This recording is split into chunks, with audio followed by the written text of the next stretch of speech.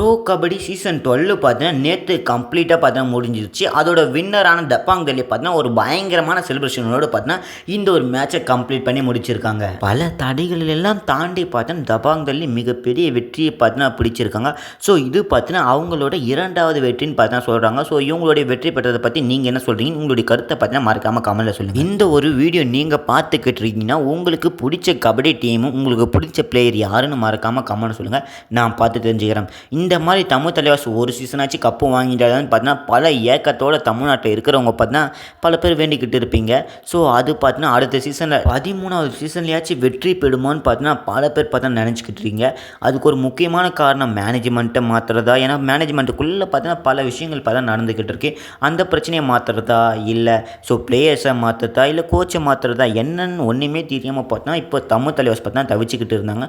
So எலிமினேட்டும் ஆகி முடிச்சிட்டாங்க. அதுக்கப்புறம் என்னடான்னு கேட்டிங்கன்னா ஃபைனலில் பார்த்தீங்கன்னா தப்பாங் டெல்லி வர்சஸ் புனேரி பல்டன் இவங்க 2 பேருக்கும் இடையில் பார்த்தீங்கன்னா பலமான போட்டி நடந்தது. இதுக்கு முன் 2 சீசனாக பார்த்தேன் தமிழ் தலைவாஸுக்காக விளையாடிய அஜய்கே பவர் அவங்க பார்த்தேன் தப்பாங் டெல்லியை ஜெயிக்க வச்சுருக்காங்கன்னு சொன்னால் அவங்களால நம்ப முடியுதா?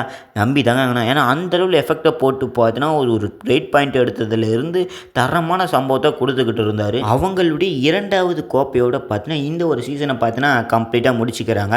சரி, இந்த ஒரு ட்ராஃபியை வின் பண்ணதுலேருந்து நீங்கள் என்ன சொல்கிறீங்க? நேற்று ஃபைனலில் தபாங் டெல்லிக்கும் புனேரி பல்டனுக்கும் பார்த்தா மிகப்பெரிய போட்டி நடந்துக்கிட்டு இருந்தது.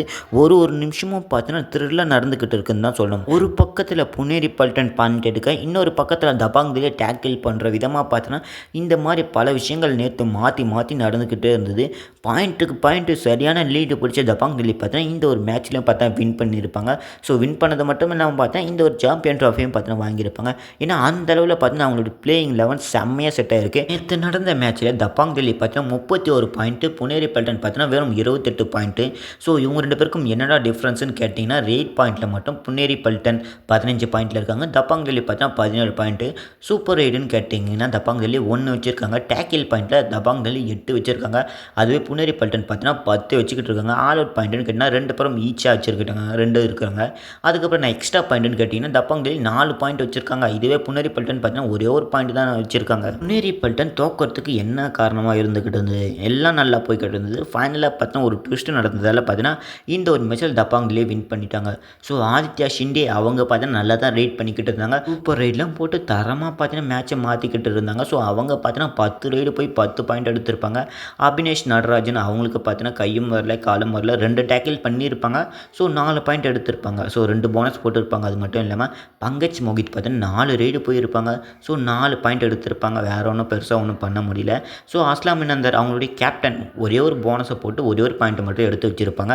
ஸோ அவங்களாலையும் பார்த்தீங்கன்னா பெருசாக ஒன்றும் கான்ட்ரிபியூஷன் பண்ண முடியல. நெக்ஸ்ட்டு என்னென்னா இந்த சீசன் 12ஓட சாம்பியனான தப்பாங் டெல்லி ஸோ அவங்களுடைய பிளேயர்ஸ் என்னெல்லாம் பண்ணியிருக்காங்கன்னு நான் உங்களுக்கு சொல்கிறேன். அவங்களுடைய கேப்டனான ஆஷு மாலிக் அவங்களால பார்த்தீங்கன்னா பெருசாக ஒன்றும் பண்ண முடியலைங்க. ஸோ இன்ஜுரி ஏற்பட்டு அவங்க பார்த்தா ரெஸ்ட் எடுத்துக்கிட்டு இருந்தாங்க இதுக்கு முன்னாடி நடந்த மேட்ச்சில். அதுக்கப்புறம் என்ன ஃபைனல் பார்த்தீங்கன்னா வந்து எதனா பண்ண முடியுமான்னு எதிர்பார்த்துக்கிட்டு இருந்தாங்க. ஸோ அவங்களால பார்த்தா சரியாக பண்ண முடியல. ஒரே ஒரு ரைடு மட்டும் தான் போயிருப்பாங்க. பெருசாக ஒன்றும் பாயிண்ட் எடுக்கல.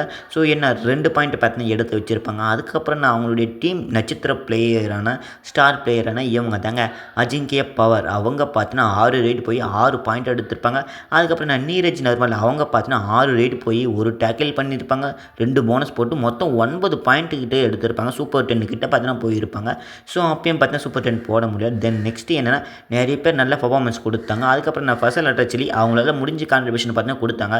பெருசாக ஒன்றும் ஃபைனலில் வந்து பண்ண முடியல. இருந்தாலும் பார்த்தீங்கன்னா அந்த ஒரு டீம் பார்த்தீங்கன்னா சாம்பியன் ட்ராஃபியை பார்த்தீங்கன்னா வாங்கிட்டாங்க.